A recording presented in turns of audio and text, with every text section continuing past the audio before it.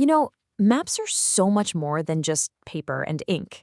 They're these incredibly powerful tools that literally shape how we see reality, influencing everything from how we get from A to B all the way to global politics. And today, we're going to dive into one of the most influential maps ever created. Let's just get one thing straight right from the start. Every single world map you've ever looked at is, in some way, a lie. It's just impossible to perfectly flatten a sphere onto a 2D surface without messing something up. So every map has to make a choice. What do we get right, and what do we have to get wrong? But here's the thing.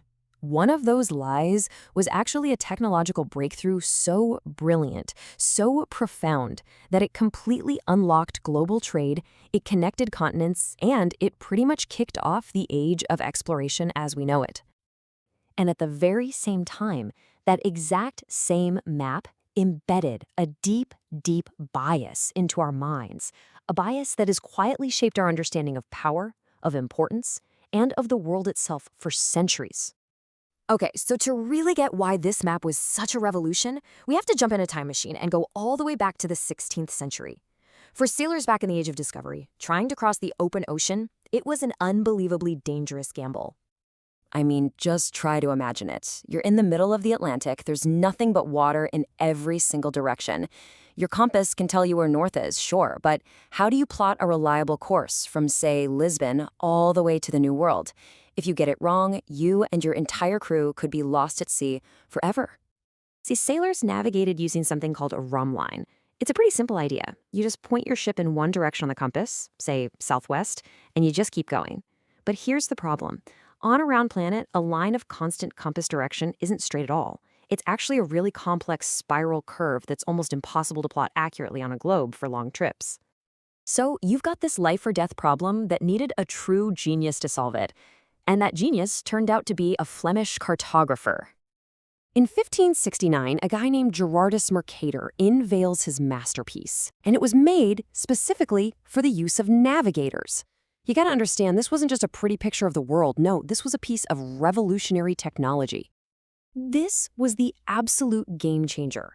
Mercator figured out a mathematical way to project the globe onto a flat map so that the ridiculously complicated spiral of a rhumb line became a simple straight line. And just like that, everything changed.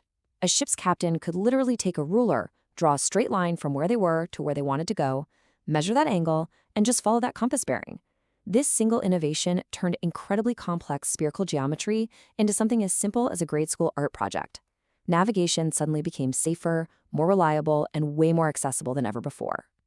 But, and this is a huge but, achieving this navigational perfection came at a really steep price.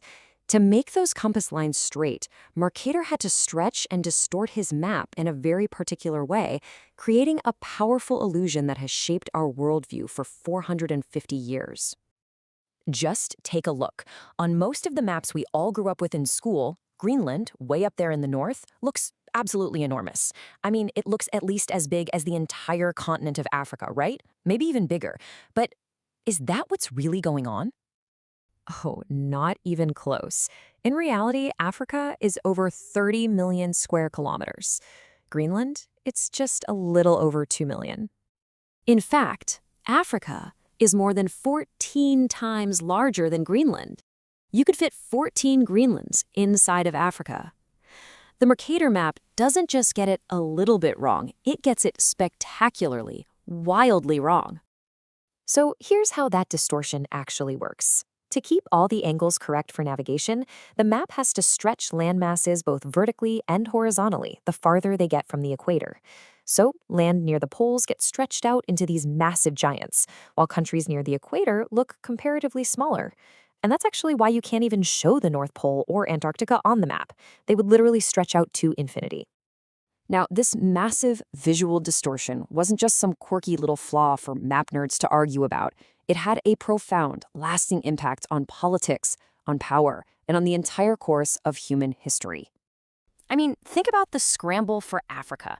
European leaders literally sat down around a table, used maps like this one, and carved up an entire continent with rulers.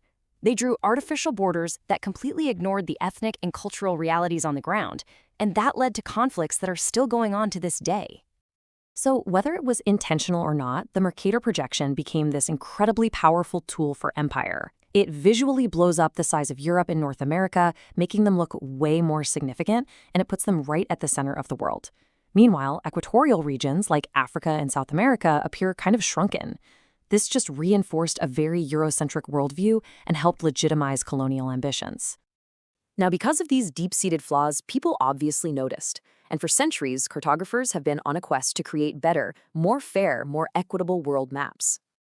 And this search led to dozens and dozens of alternatives. You get maps like the Mercator's projection, which are called equal area, so they show the true relative sizes of countries, but to do that, they have to totally warp and stretch their shapes.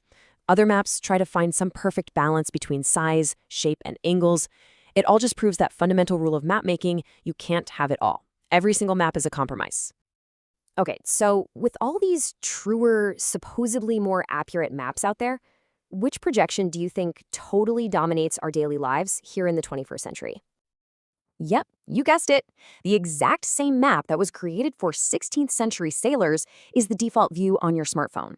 Digital mapping services like Google Maps use a version of the Mercator projection because that grid-like structure and the way it preserves local shapes works incredibly well for zooming in and giving you turn-by-turn directions. And that leaves us with a really fascinating final thought. We rely on these digital maps every single day, and we accept their view of the world without giving it a second thought. But that view is based on a 450-year-old compromise that we know fundamentally distorts our planet. So it's worth asking, isn't it? What other invisible maps are shaping our lives? What other assumptions about the world are we just accepting as true simply because they're the default view?